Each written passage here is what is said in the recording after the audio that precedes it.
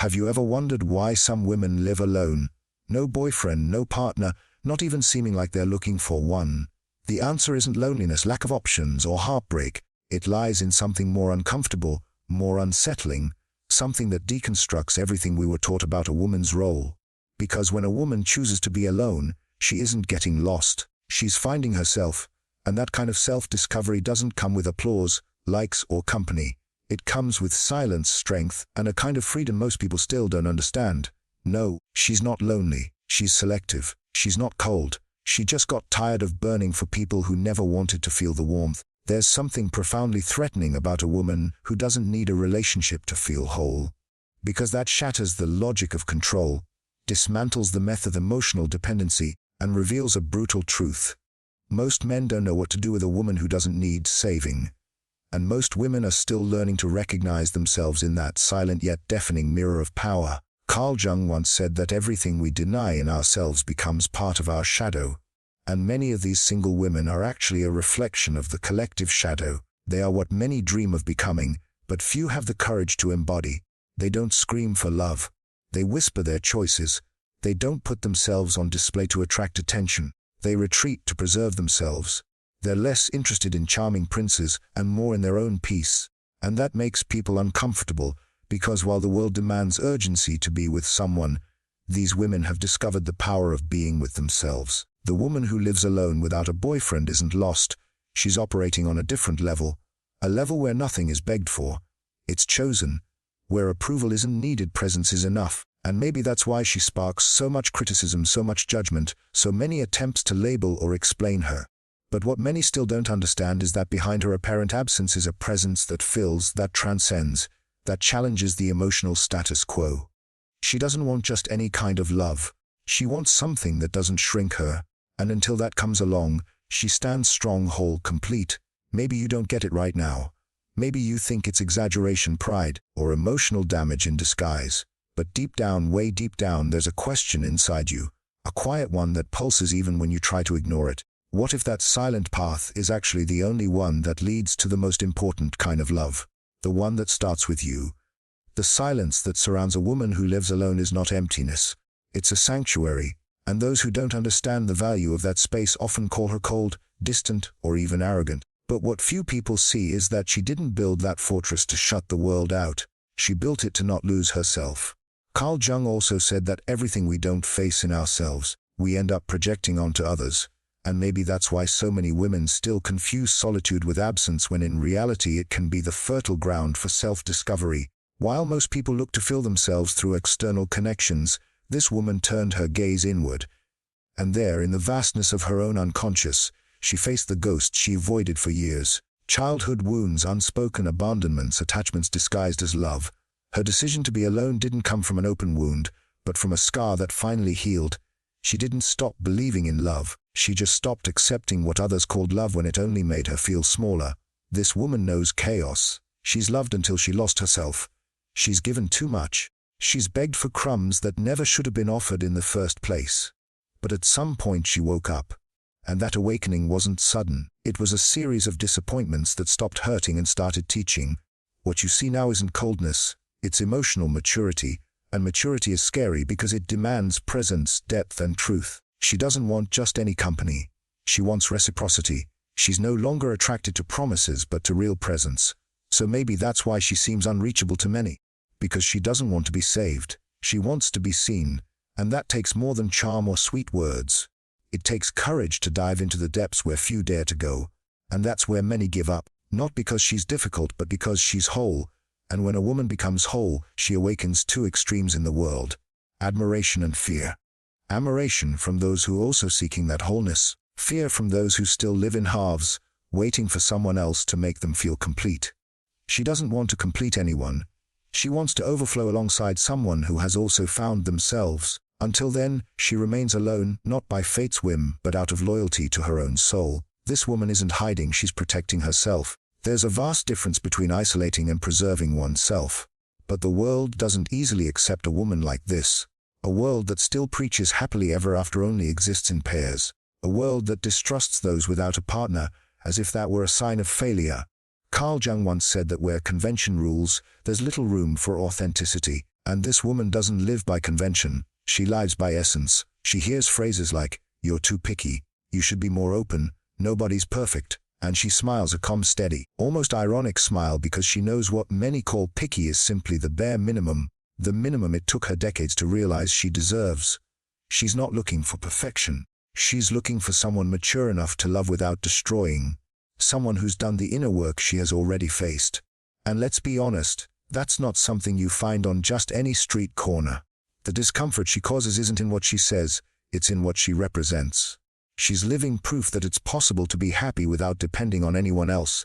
And that tears masks off. Men who feed on female insecurity feel threatened. Women still trapped in the need for approval feel judged. But she isn't here to confront anyone. She's just being. And the authenticity of someone who has freed herself is by itself a brutal mirror to those still living in chains. This woman isn't in a hurry. She doesn't need to rush things to please anyone. She respects her own pace.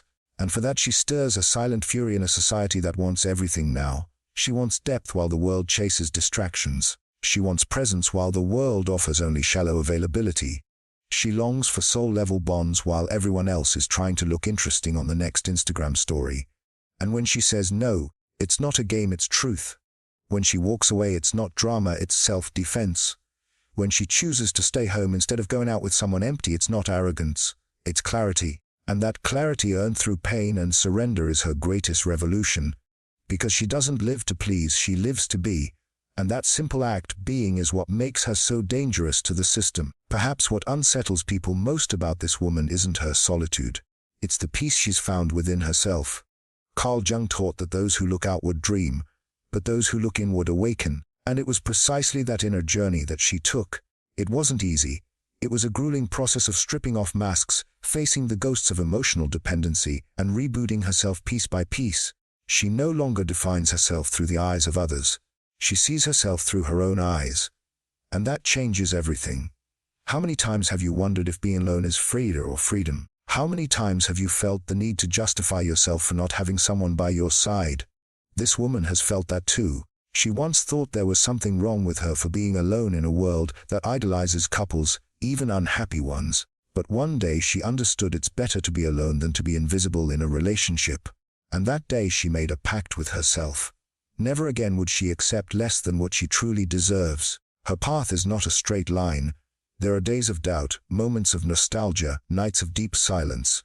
But there's also a strength that grows with each decision made in awareness. She learned that true love doesn't cage, doesn't consume, doesn't manipulate. The love she wants is the kind that liberates, that adds, that supports without suffocating. And until that love arrives, she chooses to keep growing on her own, not out of pride, but out of integrity. This woman is the living embodiment of Jung's individuation. She shattered, faced her shadow, descended into the unconscious, and returned more whole than ever. And now that she recognizes herself, she refuses to be half of anything again. She doesn't want someone to complete her. She wants someone to share that awareness with. That's intimidating because it demands emotional responsibility. And sadly, few are willing to love responsibly. Most still love out of lack, out of possession, out of fear. And if she walks alone today, it's because every step echoes with learning. Every no she gives is an act of self-respect. Every absence she imposes is a reminder that love should never be begged for.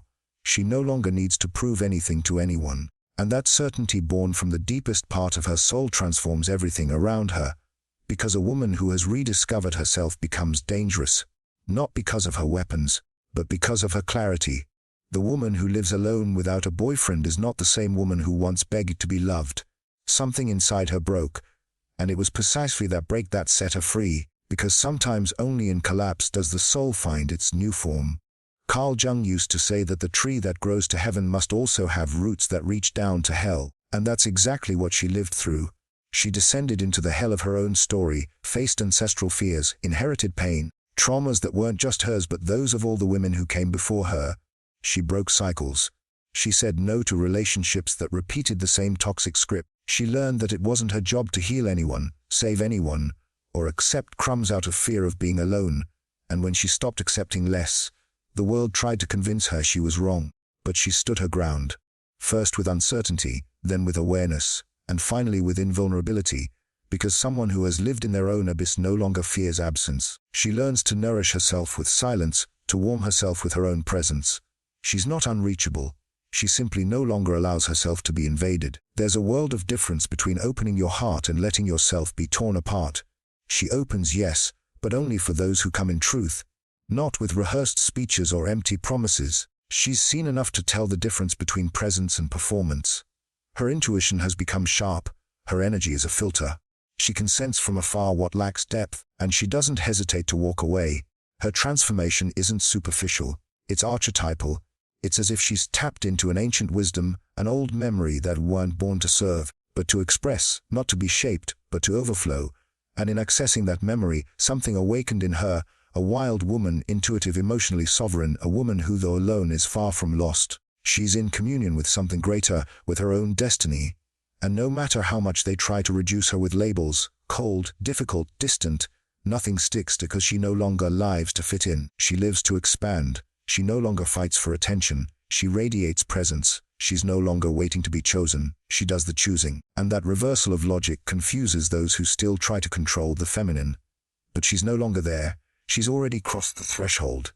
And on the other side, she discovered that the real relationship begins only after you've loved yourself enough to not need anyone. There's something sacred about the way she walks through the world. She doesn't need applause or public validation. Her confidence is quiet, and it's in that silence that her true strength lies. Carl Jung said that everything we face within eventually becomes our destiny, and perhaps that's why this woman, in choosing herself again and again, has become the author of a destiny that few can understand but many secretly envy. She no longer tries to fill voids with promises or convince anyone that she deserves love. She doesn't beg for space in anyone's life, because she's learned that presence should never be begged for. It should be invited. And when the invitation doesn't come from truth, she simply declines. She doesn't react with anger or bitterness. She steps away with the dignity of someone who's gotten lost too many times to let the same wound happen again. What few people understand is that this woman still longs for love. She still wants to be held, touched, chosen. But she wants it without losing herself, because she's spent too long trying to squeeze into molds too small for the soul she carries. Now, she only offers herself where there's room to be whole, and that requires a level of maturity that goes far beyond romance. It requires awareness. It requires having faced one's own shadow and still choosing to love. She's not looking for fairy tales. She's looking for a soul alliance, a connection where there's no domination or submission, where both can grow beside each other without dimming their colors, silencing their pain, or shrinking their dreams. And if that seems too much for some, so be it, because she'd rather wait than survive on emotional crumbs. And to many that sounds like arrogance, but it's really just self-love in its purest form. We are witnessing a new archetype of woman, a woman who has walked away from the superficial and dived into the depths, who got tired of being merely desired and chose to be respected, who chose to be alone not because she gave up on love, but because she began to understand that real love never demands self-denial. And when a woman understands that, her whole world begins to change. She doesn't need to raise her voice to be heard. Her presence speaks before any words. Wherever she goes, the energy shifts like something in the room realigns subtly but unmistakably. This isn't mysticism. It's energy. It's the weight of someone who has already faced the most brutal inner wars and chose to return in peace. Not because she conquered all her fears, but because she learned to live with them without being defeated. Carl Jung would say she found wholeness not by eliminating opposites, but by integrating them. This woman doesn't reject love. She's simply learned not to submit to unbalanced relationships where one must dim so the other can shine. She longs to love, but in a love where her essence doesn't need to be edited, a love where she can be both shadow and light, laughter and tears, silence and storm, because she realized that those who only love the pretty parts haven't yet learned what love truly is, and those who demand constant sweetness still don't understand the beauty of bitterness so necessary for growth that she's too whole to settle for halves. Too free to accept presence disguised as care, too sensitive to endure shallow bonds, and at the same time strong enough to keep choosing this path, even when it hurts, even when it's lonely, even when it's misunderstood. That is the journey of an awakened soul, giving up instant validation in exchange for deeper truth. Deep down, the world fears women like her. Women who don't need, who don't bow. Women who refuse to be molded because they challenge invisible structures, question old patterns, and break silent emotional contracts that once said a woman only has worth if she is with someone. And when she breaks those contracts, when she rewrites her own narrative, she inspires others. And that for the system is dangerously revolutionary. So she continues, sometimes with tears in her eyes, sometimes with her chest held high, but always with her feet firmly on the ground, because now she knows she's not alone, she's with herself. And after everything she's lived through, that is more than enough. The love that comes after that won't be salvation. It will be celebration. It won't come to fill her. It will come to overflow. When a woman chooses to walk alone, the world rushes to convince her she's making a mistake. But deep down she feels something aligning within her. It's not pride or rebellion. It's a rare kind of wisdom that can only be born in silence. The same wisdom Jung called individuation. The process of becoming fully who you are without masks, without compromise. And when that happens, nothing outside her has more power than the truth that pulses inside her chest. That truth doesn't need to shout. It can show itself in the way she quietly closes a door without resentment, in how she withdraws when the environment no longer nourishes her, in the way she smiles in peace, even with no one by her side. Because she discovered that being alone is not a punishment. It's a vow of loyalty to her own soul, and the soul of an awakened woman does not submit, does not dim, does not beg. It simply is, and that is enough. The world will keep trying to tell her she's missing something. It will keep offering distractions, plastic princes, love made for display. But she's already seen behind the curtain. She's not about finding someone. It's about never losing yourself again. And when that realization blooms, everything changes.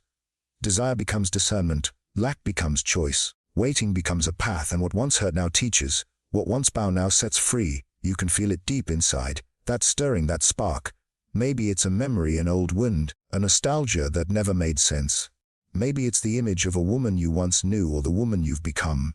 In either case, something within you is asking to be seen more clearly, something that no longer fits in old molds, something that if you let it could completely transform how you relate to love, to others, and most importantly to yourself. That woman who lives alone is more than just someone who doesn't fit the mold. She is a living symbol of emotional freedom. A reminder that it's possible to reboot without hurry, without fear, and without needing to prove anything to anyone. She doesn't walk ahead of anyone, but she doesn't follow either. She carves her own path, unique, inviolable. And along that journey, she lights little fires for others who are waking up too. If something inside you was touched by this story, maybe it's because deep down you too are ready for a new kind of love. A love that begins with reconciliation with yourself. A love that feeds on silence, presence, and truth. A love that can't be negotiated, begged for, or disguised. And if that love hasn't come yet, maybe it's because you first needed to become the woman who no longer accepts less than she deserves. And if this message found you at the right moment or awakened someone you forgot was living inside you, then I invite you not to keep it to yourself. Share this video with other women who need to remember their own strength. Like it, comment, and subscribe to this channel. Not out of impulse, but out of choice. Because when something touches the soul, the least we can do is let it keep resonating within us and through us.